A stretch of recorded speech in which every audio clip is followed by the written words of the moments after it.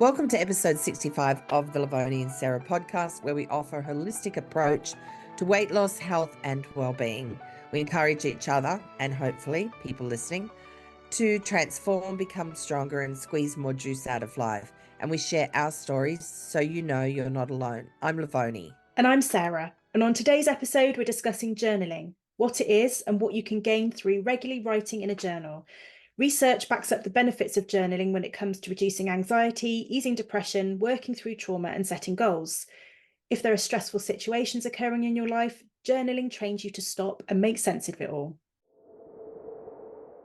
Each week we set weekly challenges and hope you join in with them.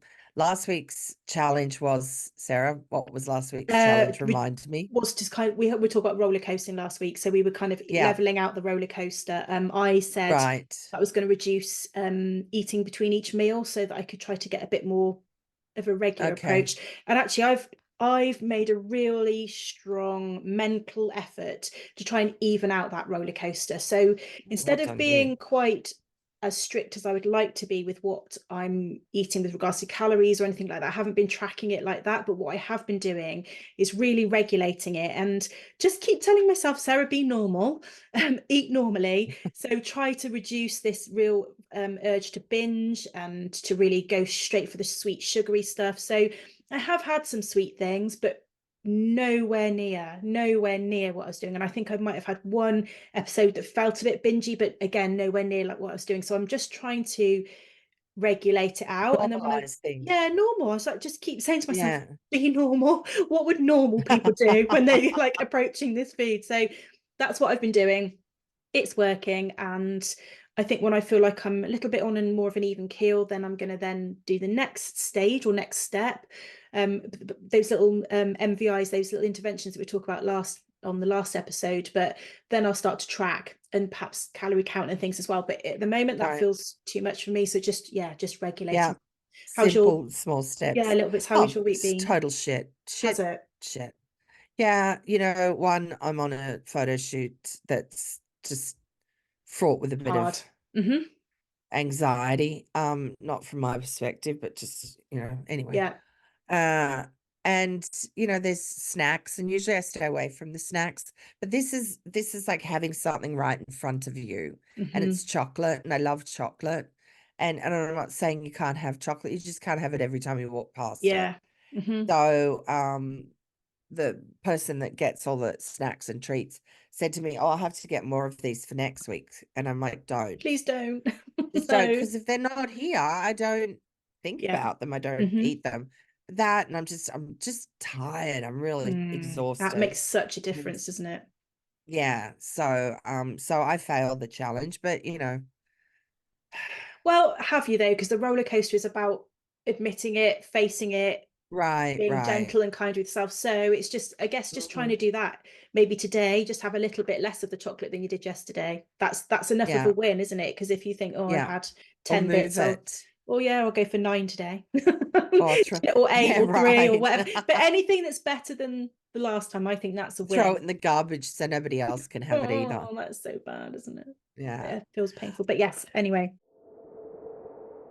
So I love the episode of this one, and I think people, some people hear journaling and think, oh, that sounds a bit trite, or a bit like, okay, tea diary, that sort of thing. And it's not, it's not that. It can be anything you want. And I like the fact that with journaling, there really are no rules. You just need a pen and paper. Yeah. I don't know whether some people that do it put it into a computer, but I find, and apparently this is a scientific back thing too, when you're actually writing something with your hand, especially if you're learning something, which you're not when you're journaling, but it just makes it more real. It makes that flow, isn't it? Yeah. But I love that, expressing your self through thoughts, your thoughts and feelings. You put it down. You can read back through it. Sometimes I think it's good not to, but depends what you're writing about. If it's a traumatic thing or relationship issues and stuff, maybe it's not good, but it's a really good way, I think, to plan goals and set intentions. Well, when I was doing the research, I made a note of all the different types of journaling. So Okay. as you were sort of outlined, so there's gratitude journaling, which I think people can think is a bit sort of woo-woo or whatever, but actually there's scientific evidence for all of this and the benefits, and we can talk about the physical benefits in a bit, but there's actual scientific research and knowledge around this. So there's gratitude journaling. There's like a morning download brain dump sort of journaling. So you start your day and think, my brain feels full, it's whizzing around, and I want to get some clarity before I can start on my work tasks or my day. So there's that sort of journaling. There's the age-old Dear Diary sort of journaling, which you think has been around forever, but do you know what? That's exactly what it does. It just gives you a chance to reflect and to process some things and record some things. It's quite nice sometimes if you do go back through old diaries. Know when things have happened. There's times when you've got a bit of a problem or an issue and you're trying to work it through. It's really, really good for doing that. There's forward planning journaling, so dreams, goals, aspirations. That's really good. And then there's also, which I'll talk about more in a bit, but there's a trauma visit. So I've done quite a bit of research and listened to some podcasts around this, but trauma journaling, and there's a specific protocol approach to how to deal with that. So that's quite interesting. We can talk about that. Different stages of it. Yeah. Do you journal? You know, sometimes. Not very often though, but it is definitely something, and I was hoping through doing this episode on journaling that it would be something that I could include in my day. But I often think I'm too busy, which I am, but it doesn't have to be long. You were talking about the morning dump. There's something called morning pages where you write 3 pages, just in a notebook. It doesn't have to be long, but you just write. And all those things you were talking about, when I used to sometimes do the morning pages, they'd be all the different things that I would put down, whether it was how I was going to plant my veggies in the garden, to, relationship issues, what I wanted to do, like plans, goals, things like that. And I think when you write, especially if you have goals, whether, financial, health goals, whatever they are, writing them down, I think rather than just having them in your head makes them become more real, like the intentions there more. So I think that setting aside 10 minutes of my day to do that, and then I like to do things like that in the morning. So I figured, I'm learning Swedish, so I could do my Swedish lesson and that sort of at the, work out, do those, and then start my day. And it doesn't have to take long. Some people might prefer to do it of an evening. I do mine at night. Yeah. You do? Yeah. I just thought I'll see what works best. I just thought I'd be so tired, I'll just end up in bed. I am and not do tired, it. but I climb into bed and I do it then. So I keep it by my bed. And I just, nice. because my bed's kind of my safe space. I really enjoy going to bed. I know that sounds a bit sad, baby, but I have my shower. The room's all cozy because the little side lamps on, and I've got my nice throw on the bed and stuff, and I really look forward to going to bed. And so I even do, you do Swedish, I've been doing Italian nearly a year now, so I do Italian every night as well, so I'm nearly a year. So I do some time on that on the app, and I don't do this every night, and I've only just restarted it again recently, but write in the journal in different ways. But I also have a journal that I have on my work desk that I then use slightly differently. So the one at night I use more of a reflective or a thought or a problem kind of outlet. My journal, which looks really a lot more pretty, is the one I have here, and I do decorative pages, I do goals, ambitions, planning. It's more of a kind of a life binder, if you like, and that's how I use that journal. But one thing I was going to mention, because if people think they haven't got time and that physical writing might seem a bit of a chore, I was just going to mention the one of the approaches when it talks about problems and issues. I was reflecting back. Do you remember last year when you wrote that big long list and then you burnt it? Do you remember that? That's almost one form of that. You get purge all of it out of your head onto paper, rip it up, burn it, it's gone. That's a really good process. And I have a little way that I thought I might share, that I do that, but in my own head. So if I have a problem that I keep finding I'm thinking over, like trying to find a resolution for something particularly, or if I'm worrying about something, like what am I going to do? I kind of almost journal in that same sort of process, but in my head, I give myself a clear space. Often when I'm driving, again, I enjoy doing this when I'm driving because it's one of the only times it's completely quiet and I'm on my own, and some thinking space. And I allow myself to visit the problem and the visual picture properly. Like I fully go into it, almost imagining I'm in the middle of that problem. And then I work through my head all of the different outcomes. I'm like, okay, so what can you do? Instead of keep bouncing around, well, I could do this, I could do that. What are my options? And I work through that as if I was writing it down. So you could do this writing Right. down as well if Okay. you wanted to, but I was just Yeah, that'd be giving good. given the option that if you don't have, you feel like have that time, you can find it in different ways. And then I go through it and go, okay, now is the time to make a decision. So I pick one of those things that I'm going to do, and then I physically park it and go, that's my decision, and I will not revisit this. It'd be the same as closing that book, ripping that page out, You don't burning keep it, ripping second it. guessing yourself. And Yeah. I only did that last week about something that I was ruminating on. And as the worry or the concern comes back up again, as I was in the shower, I was thinking, oh, I went, no, you've gone through this, you've made your Tick that decision, one and off. you've done it. Stick to it. It's and so that's one of the benefits of journaling in that particular Yes. in that space, like the worry or the concern issue, is the fact that you can put it to bed.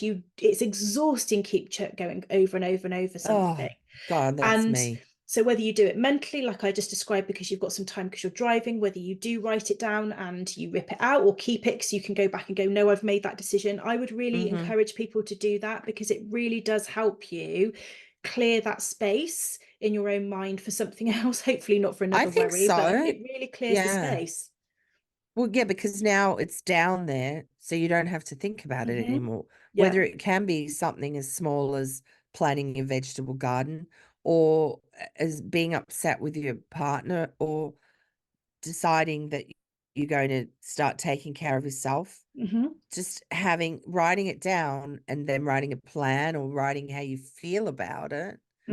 I mean, it might sound all a bit touchy-feely, but it does really help. Like you said, it clears that space in your I think mind because you know some of the you've important rules for this, like you were just saying then, is the fact that it's private. No one else gets to see this. You get to write right. exactly what you feel, exactly what you think, without any fear Mm-hmm. of hurting someone else's feelings, without any fear of, being diplomatic. You get to be genuine with yourself. And I think there's Right. not many places you get to do that, are there? You always No. have a little bit of a filter of some sort.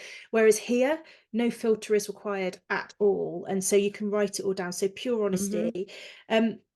It makes something real, like you said, when you're writing it down, instead of you making something twice as large in your own mind. Germinating. Yeah, it suddenly becomes, you can see the facts in front of you, like, oh, Mm-hmm. actually, is it perhaps as bad as I think it is? Right. Um, It's almost like when you talk about something with someone and you mm, hear the words coming problem out your mouth, halved. Yeah, problem think, shared is problem yeah, halved. Yeah. yeah. Yeah, it's kind Um, of like that. you can throw it away if you want to, like we said, like you Right. burnt the pages, and that's really liberating and therapeutic when you do that. Or you can keep it and you can reread it for advice, a bit like I was saying. If you've made a decision on a problem and it pops back again, you can have a quick go, no, look, that was what I came Yeah. to, I that was made a my plan. decision, I can move Mm-hmm. on. So I think those are the ground rules for journaling, and to remember that when you're Right. doing this, particularly with very personal, private things, is it's a really safe space, and Yes. that's the way it And should it be doesn't kept. have to be, I mean, you're just free writing. It doesn't have to have all Yes. proper spelling or punctuation or anything like that. No, I mean, it can be whatever you want. You can decorate it, you can make it pretty, it can be but just scruffy to if you get want it to be. out. Yeah, absolutely. Yeah, exactly. Because sometimes I find my hand can't keep up. I can type quite fast, Excuse but my me. hand can't Yeah. quite up with the thoughts in my brain. I thought it doesn't matter. I just get it out there. Mm-hmm. But it is something, like 5 or 10 minutes it could take. It doesn't have to take very long just to write it down. But it is definitely something I want to Well, include as part of my morning routine. it's fun as well, isn't it? Like the gratitude journaling, I think the forward planning and the ambitions and the goals Yeah. journaling, that's really fun because you allow yourself to dream. You allow yourself to be in this Hmm. place that you feel happy, you feel you know, fulfilled because this is where you want to get yourself to. You feel invigorated, encouraged, supported. You know, you are your own champion. So I think it's a really fun thing to do when you're in that sort of space, to get it all down. And then again, you can decorate that, you can look at it, you can go back to, or not. People are, I'm not doing all that. Don't do it then. You don't have to. This is exactly how you want it to be. It doesn't have to be expensive. It can be a bog standard book. It doesn't have to be right. fancy. That's what I normally do, Literally a is book just and a write it. pen. Yeah. Yeah, in a notebook. Although I did buy myself a nice leather binder. But it's also good for, you know, if you're really busy and you think, oh, I'm too busy to do this. But if you are and you have that feeling of overwhelm, writing it down like that, it could be you're moving, starting a new job, just doing all of the above, you know, trying to take care of yourself. But you know, just getting those thoughts out in some sort of systematic, you know, goal, and or not. It doesn't have to be in any order. I just think it gives you a sense of calmness. It certainly does me. I don't think that I'm, you know, Definitely. alone in that. You know, you could come up with a one goal. Okay, this is a big goal I want to achieve this year, and then break it down into small ones. There's so many things that, you know, the different ways that you can use it. I have a planner that I put all my work stuff into, and things that I have to get done, you know, my lessons that I have to do, da da da. And then my other one that I just put everything down, you know, Yeah. what I want to eat for the day. It could be anything, you know. It's like a little companion, So isn't it? Do you ever it read back is. over old ones? Sometimes I've read back over really old ones and just smile to myself and think, that was very good Oh, advice, a Sarah. couple. Oh, I've really? given myself good I advice. So I was like, oh. I've read a few pages here and there thinking, Jesus, how did I put up with that shit? Yeah, Or or still like, put oh, up with that drama. shit? There's so much drama. Drama, right, right. Or like, seriously, Lovoni, you're still in that same That's the place, thing. you know? Sometimes you go, have you learned? Are you doing things differently? Have you? Why not? Yeah, yeah. Revisit that.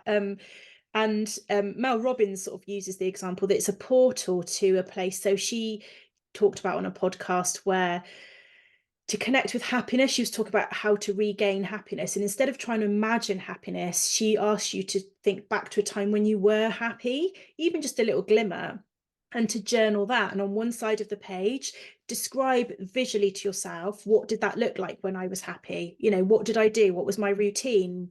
What was it that was making me happy? Put on the other side of the page what you're doing now, and then find the differences and go, and then you can find those moments of going, oh, that's what was making me happy and that's what's making me unhappy now. So to give you an example, you know, someone that could be, when they were younger, really enjoyed to go to dance classes, whereas now they don't do any exercise, don't do anything. Right. There's your that invisible thread. So that's quite a good exercise, is to, if people are feeling a bit stuck or a bit fed up with their current situation, that's something that they could do in their journal, is kind of doing a place when I was and where I am now, which might be happy, which is great. And then you could find those things. So that's a journaling prompt, if you like. They're quite useful, aren't they? Sometimes if you can go, there's lots of information you can go through with prompts that gives you a sentence or something that you write at the top of your page, and then you just kind of free flow and write your thoughts and responses to that. It helps bring things to the surface a bit. I like that it's, you know, I was saying science backed too. Yeah. Because, you know, science and psychologists are saying that it can help improve your sleep, your happiness, memory function, personal performance, but it's also a good way of like self-awareness too.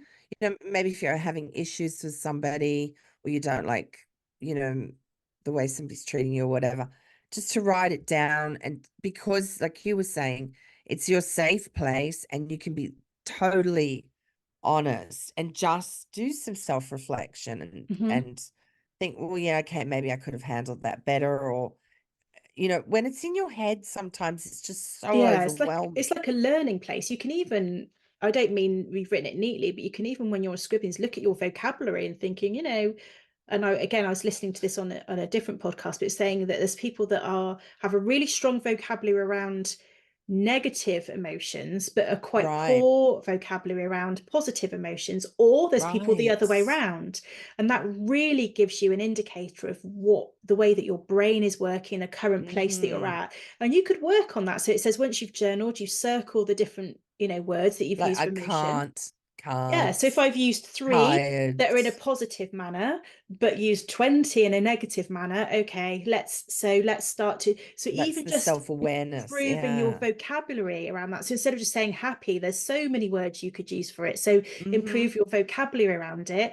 It's been shown that it stretches your mindset, and you will start to feel those emotions more because you learn, you've introduced them more. So that's quite interesting. So that's something else to think about. But it's not just your mental wellness that it helps. They've even said it can help with your physical well-being, isn't it? So arthritis, fibromyalgia, pain, yeah, all sorts. It can definitely even help you with that.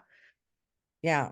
And things like, like something that you've always wanted to do but been too afraid to do too, or changes, big changes that you have happening. Just you talking about your feelings, and I know that it sounds so very LA, I don't know, for want of a better word, but when it has been shown to proven to help, I think that that's something then to be taken seriously. It's not like it is. fluff. So it's not this like it's a boy not I like, it's he doesn't like me no, back, it's not like that Dear type thing. Diary, no, he kissed me today. Yeah, but so Mum wouldn't let the me shave my podcast legs. Sorry, I'm sorry. I probably wrote that in mine. The podcast another one I listened to in the research was the Huberman Lab podcast. I don't know if you've heard about it.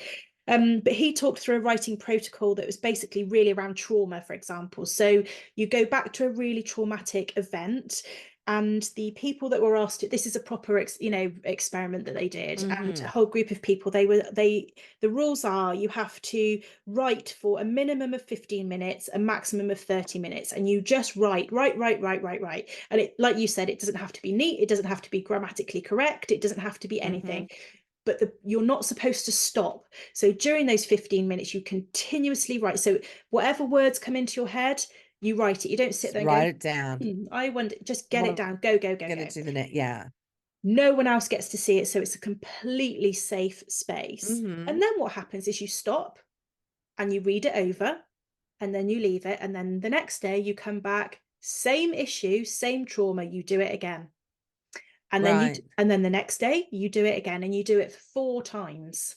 And then they looked over those. So in this experiment, people did read it, but they had given consent for that. But obviously, ordinarily, no one gets to see it. And the change in the way that you have approached that trauma through those 4 times of my writing was substantial. Wow. It's a long podcast, so people need to go and have a full listen of the whole experiment and the protocol.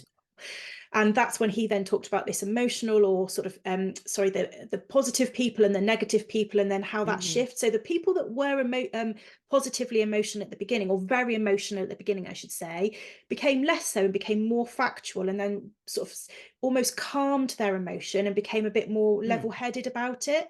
The people that were very level-headed and almost contained it all and were like, well, no, it was fine, their emotions started to come out by the time the 4th time they'd written about it. So they released stuff. So the whole point is that revisiting something and going over and over it again, but releasing it out there, was your nervous system actually responds to that. It's a physical response to it. So take a listen. Huberman Lab podcast. It's quite lengthy, but very interesting if people are interested in a bit more in depth about that. I'll try and find the link, or get you to send it to me. We'll put it on there and people can have a look. But I just thought that was really interesting, is the fact that it's an emotional release.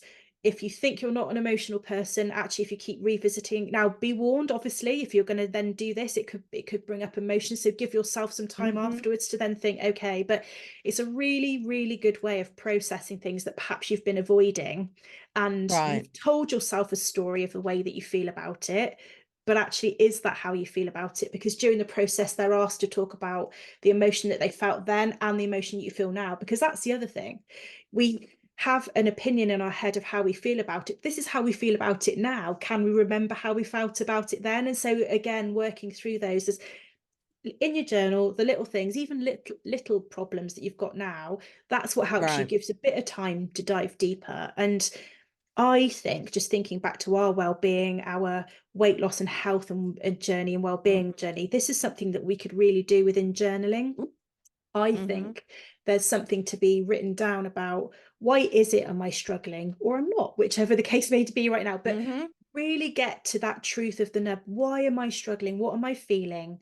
What am I avoiding? What's happening in my life at the time? What's influencing me? What are the things that I can do? So we know all of the information. We've got all that. We've said that before. We've educated ourselves thoroughly.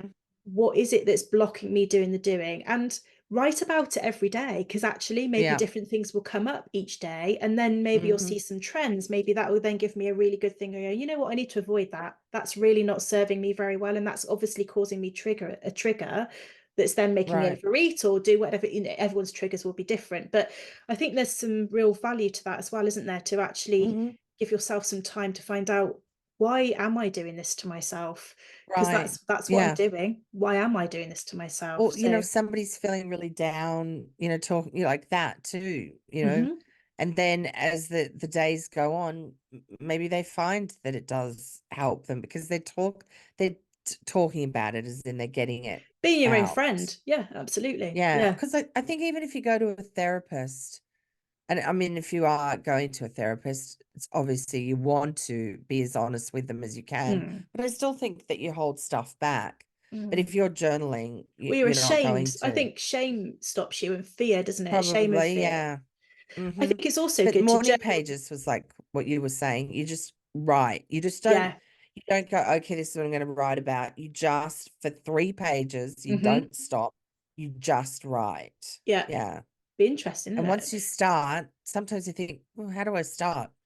Just start. Or then What's sometimes you in your get to the head end, how right did I now? even get to there? You just think, how did I get there? Because, you know, your Right. brain takes you off. But I think also the Yeah. positive stuff, you know, as much as we were talking about with the weight loss or the well-being issues, there'll be good stuff. Write the good stuff down too, because then you can reflect on that, going, oh, I can remember in February I was feeling really good. What was I doing then that was making me feel quite in control and on it? And it gives you a bit of that, like Mel Robbins said, that invisible thread back to the place where it was buzzing and it was working for you.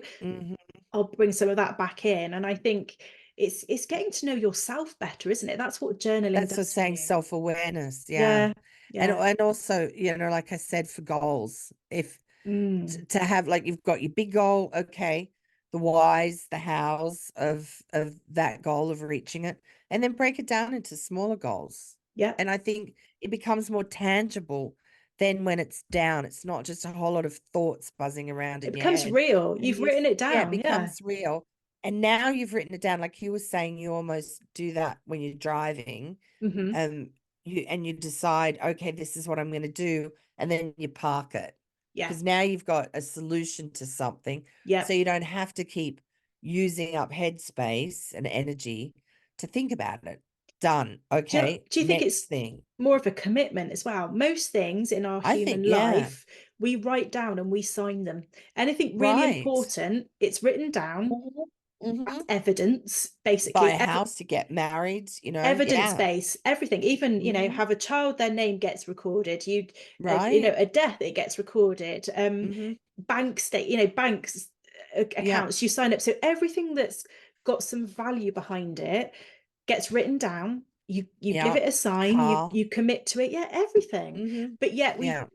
you know, some people think it's a silly thing to do when it comes to yourself, but you're like, no, actually, you are, you know, the most important It's the thing in most your own important life. The thing. most important Right. thing can only be you. You know, Yeah. you are the film said, you are the leading lady in your own life. So you have to get Right. it written down and you commit to that. So I think there's people should definitely not feel silly about doing this, because I think some people No. do. They're like, And they don't I have to don't tell know. anybody No, either. You know, no, they don't. I mean, yeah, well, you know, we're telling everybody, but but you don't have to go and say to your husband, "Oh, I'm going to start journaling," and no. then have someone go, "Oh God, that's ridiculous," and then you think, "Oh, am I being ridiculous?" Get put off. Yeah. No, because it's nobody's business, for starters, No. and just pop it somewhere. I mean, my husband doesn't read anything of mine, so I just leave stuff out. But Yeah. you know, just put it somewhere where you feel comfy with it. Yeah. You know. Yeah. Um, but yeah, I think it's just a good thing to keep to yourself, really. And also and remind yourself, this is also benefiting your health. This is not just, yes, it's got all these, it's fun to do and it's got all these other positives, but it's another investment to Right. your well-being by doing this. And it's worth remembering that. And it doesn't have to take very long. If you can play a game or do a crossword or read a book or whatever, you can spend 5-10 minutes doing this. Well, and that, and the fact that it's one of the cheapest things. It's not like it's something you have to invest a lot of money in, because obviously that can put people off if they think, counselling is a very expensive thing to do, or therapy. And a notebook. Yeah, that's it. And like I said, there are no rules. I mean, just to do it, be somewhat consistent. Consistent can be 3 times a week, could be once a week, could be every day. You decide that, I guess, as you go along. But I definitely think for me, it will help me with my health goals for sure. Which brings me into this week's challenge. What are we going to make this week's challenge? I'm going to give myself 30 minutes, like the podcast said, and I'm going to write down my exact thoughts, feelings, and emotions around where I am with my health journey now, and the things that I feel that are holding me back, the things that I think are going well, and just get really honest and just write and write and write. Like you said, don't pre-think things, just start writing, but all around that topic. So at the top of the page, I'm going to write, something that's pertinent to where I am, and just keep writing. So that's my goal for this week. I'm going to give myself 30 minutes and do that. 30 minutes or 30 minutes a day? On that one subject, I'm going to do 30 minutes to start with. And then if I want to revisit, I can. But just on that one, that's what I'm committed to, that I'll spend 30 minutes on that subject. I'll do my journal on other things as well, but particularly around that. That's my goal. Okay. Mine's going to be doing the 5 and 10 minutes, or 10, 5 to 10 minutes, and doing like I used to with the morning pages, because I found that was beneficial. So I'm going to do that in the morning, if it means getting out of bed a little bit earlier than 5:30. Oh my gosh. Well, at the moment, because because I'm on your location, early starts, and I've got it's nice to do it with a coffee, isn't it? Just sit and do that when you have your morning coffee. When the house is quiet, so I think that's what I'm going to do. Which brings us into next week's episode, which is going to be goals.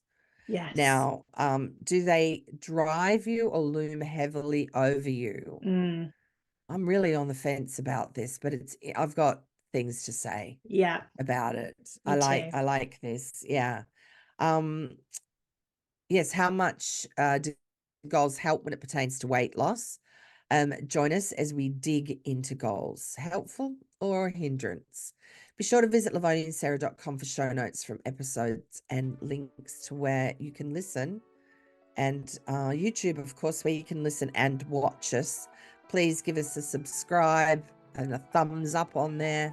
Please. And connect with us on Instagram, which, I still haven't posted last week's stuff on Instagram. Now, that's because I normally do it. Sarah's been locked out. Every day I think, I need to do that. I need to do that. That was my role, everybody. I know, you were very good. Yes. Sorry. And I can't get it back on. We'll sort it. We will get it sorted. Thank you so much for joining us for this week's episode. And we will chat to you next week. Bye for now. Bye.